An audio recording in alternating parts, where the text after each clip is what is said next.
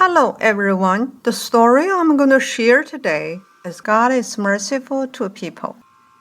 In the book of In Search of Supernatural, there is a very touching story about Zhang Pu and the two girls.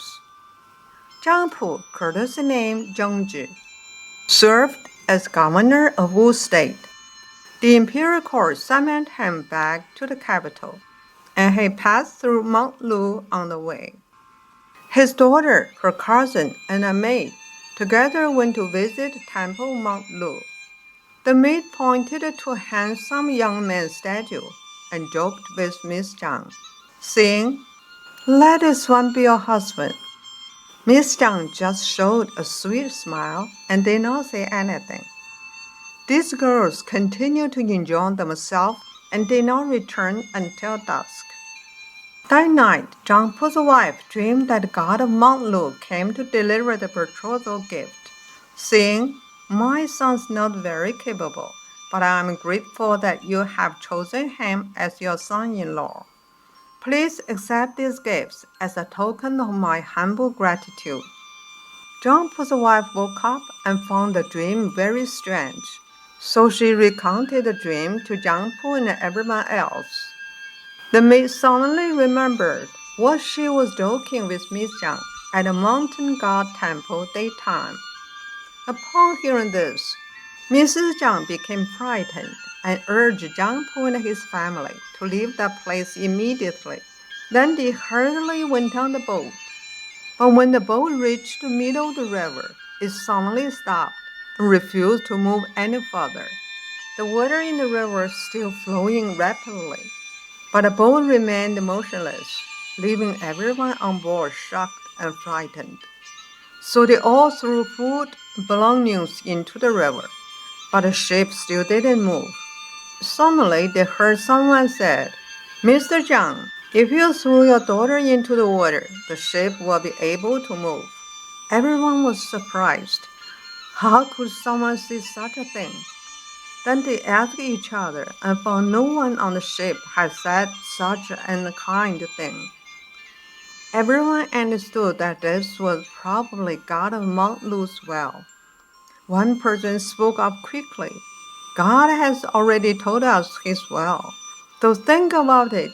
Is it appropriate to sacrifice an entire family and all people on board for the sake of one's daughter?" Zhang Pu knew that this must be the god of Mount Lu coming to marry his daughter, although it was not their decision. But the words of their family member must be taken seriously.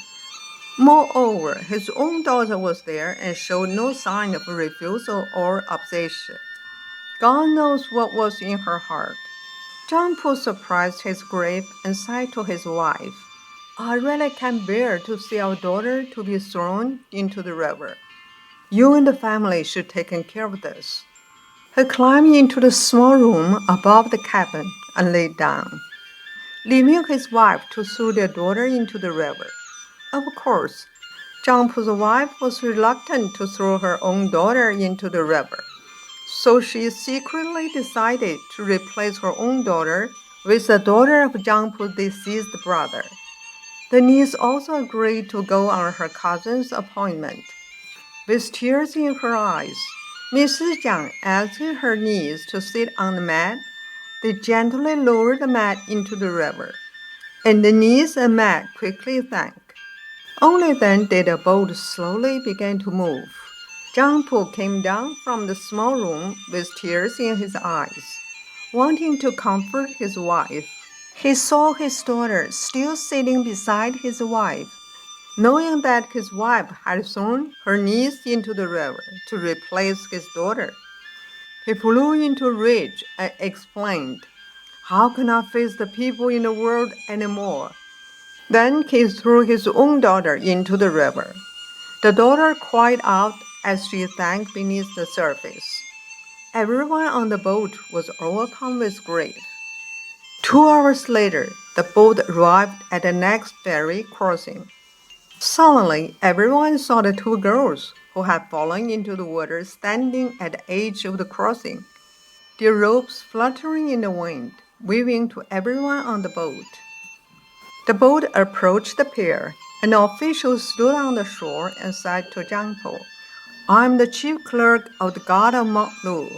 On behalf of the god of Mount Lu, I apologize to you.